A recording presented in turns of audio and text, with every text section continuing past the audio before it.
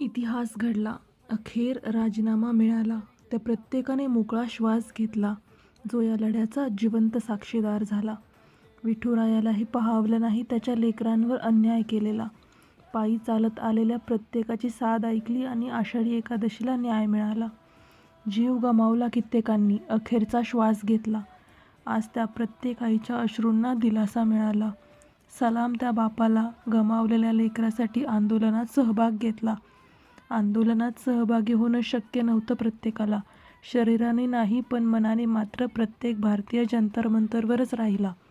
संपत चाललेली लोकशाही अजून जिवंत असल्याचा पुरावा मिळाला.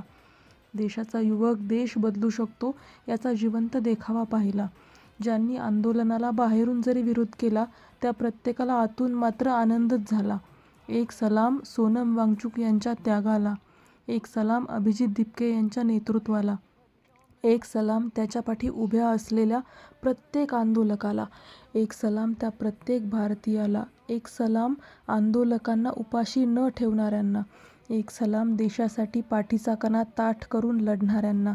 तुम्ही दिलेलं बलिदान, तुम्ही दिलेला लढा वाया नाही गेला. इतिहास घडला. अखेर राजीनामा मिळाला.